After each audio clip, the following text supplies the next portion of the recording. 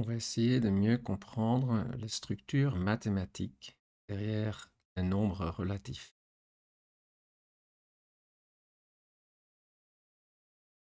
Premièrement, on commence à compter, on travaille avec un ensemble de nombres qu'on appelle un nombre naturel sans zéro.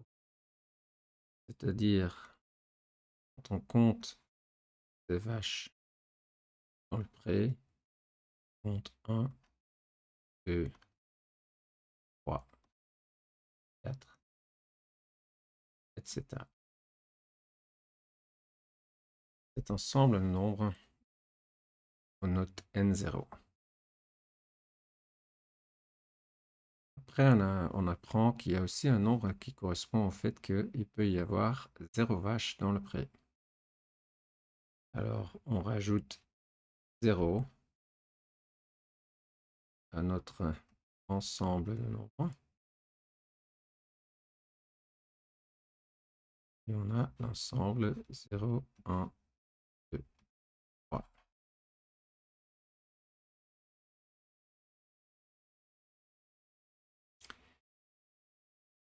Ça, c'est le nombre entier. Peu après, on apprend qu'on peut additionner le nombre entier. Par exemple, on a 3 pommes. On en rajoute 2 et on obtient 5 pommes.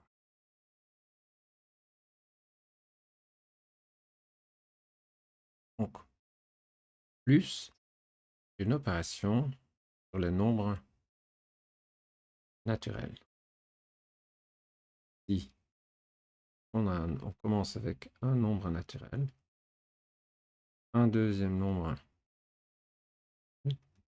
et on obtient, après l'opération plus, un troisième nombre naturel. En mathématiques, on a une notation pour ça. On a un envoi. Les nombres naturels, de l'ensemble de nombres naturels correspond au premier nombre. Puis, on prend un deuxième nombre dans le nombre naturel et on l'envoie de nouveau sur le nombre naturel qui correspond au résultat de l'addition. Donc, on prend deux nombres qu'on peut appeler A et B. On envoie vers A plus B.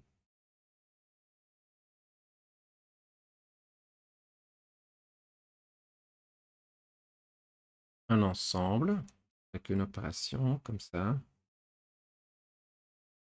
fini pour tous les éléments de l'ensemble. Donc n avec l'opération plus, on appelle un magma.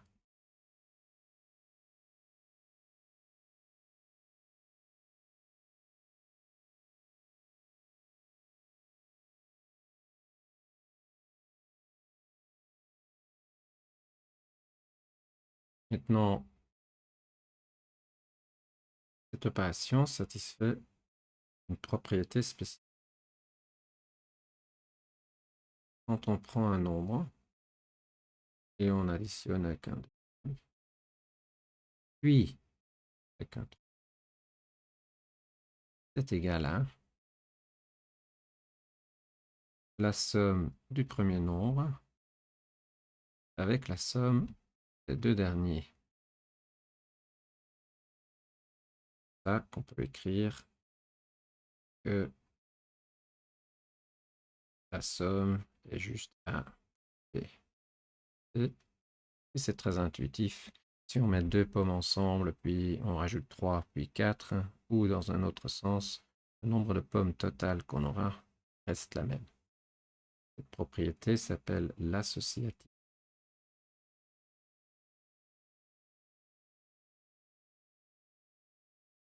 de la liste.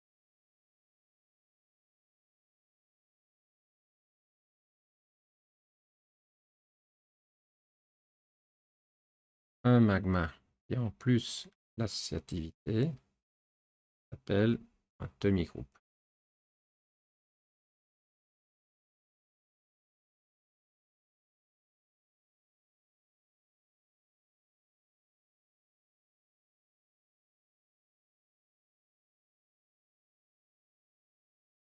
Donc n avec l'opération plus, c'est un demi-groupe.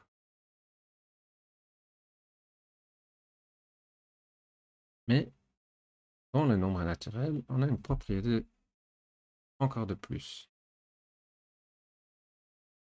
Donc on a une opération, on a l'associativité et on a un élément neutre.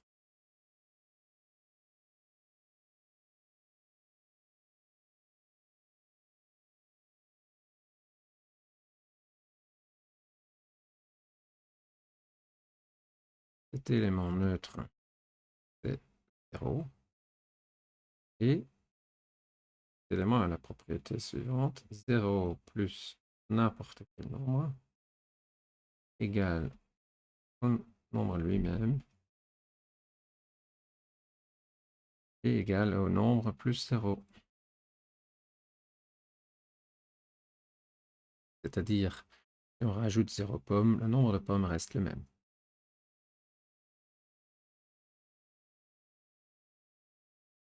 Un magma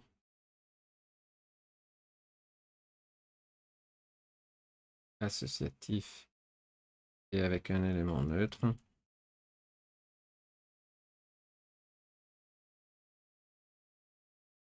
on appelle ça, cette structure mathématique, un monoïde.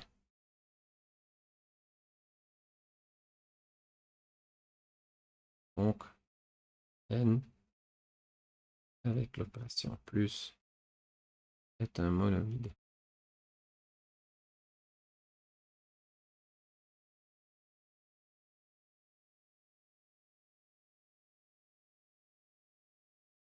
Mais cette structure mathématique ne suffit pas pour beaucoup d'applications. Par exemple, si peut-être j'avais 3 pommes, j'en ai mangé 3, il me reste 0. Maintenant, je emprunte une pomme à quelqu'un d'autre. Une pomme à quelqu'un d'autre. Alors maintenant, j'ai virtuellement moins une pomme.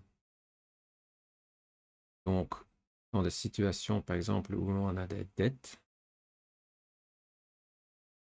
où on fait des emprunts,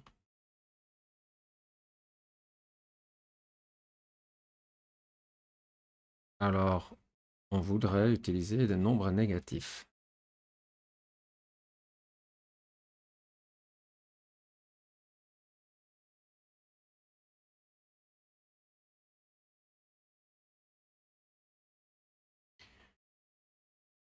Donc, par exemple, je n'ai pas 3 pommes, mais je dois encore 3 pommes à quelqu'un d'autre, alors j'ai moins 3 pommes. C'est-à-dire, si j'achète 3 pommes, je le dois à quelqu'un d'autre, il me reste 0 pomme.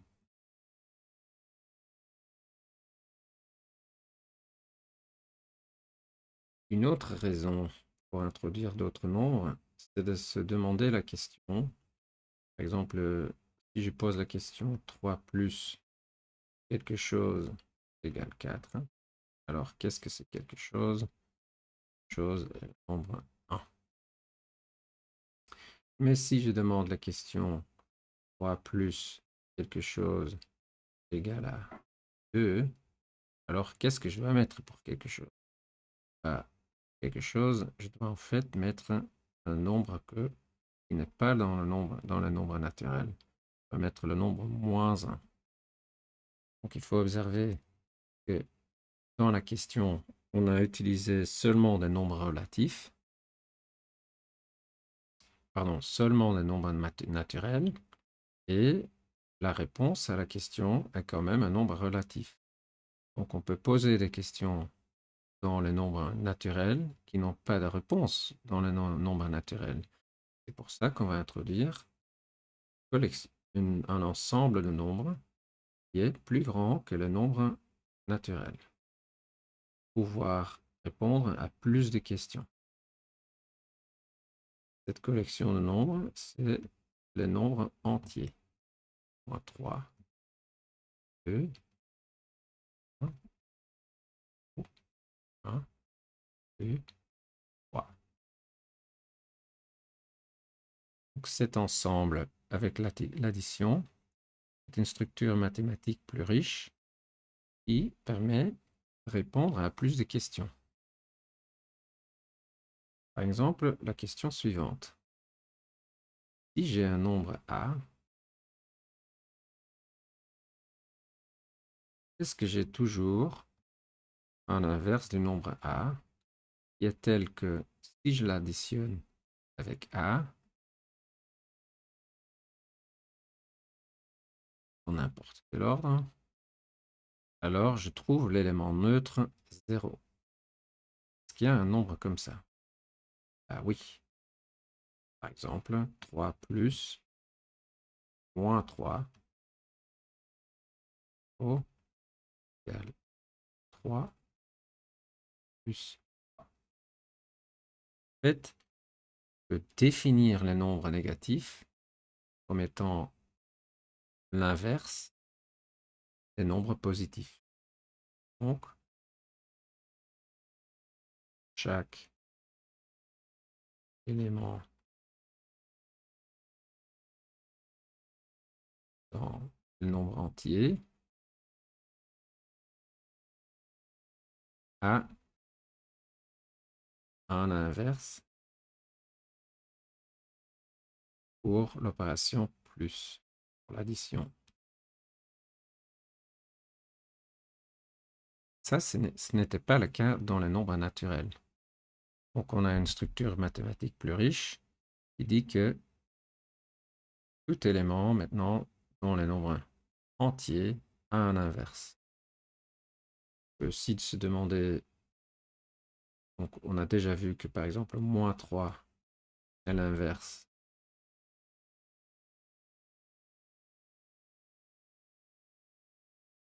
de 3.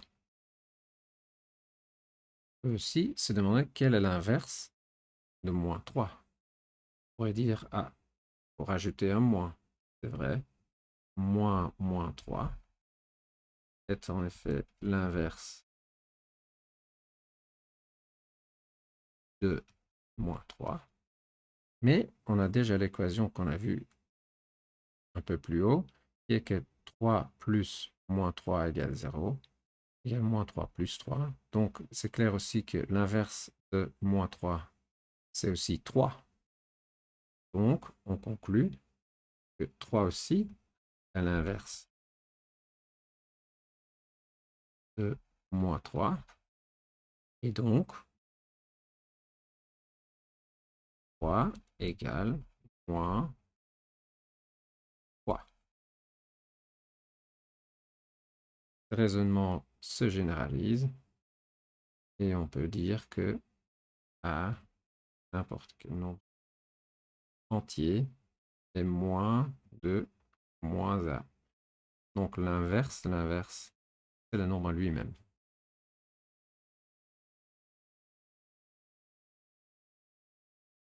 Alors, la structure mathématique qu'on vient de voir, c'est le nombre entier avec l'opération plus, et donc un magma, c'est-à-dire un ensemble avec une opération qui est associatif, qui a un élément neutre et qui a chaque élément en inverse. Une structure comme ça, on va appeler un groupe. Une structure mathématique très riche avec beaucoup de propriétés et qui apparaît dans énormément d'applications dans la nature et partout.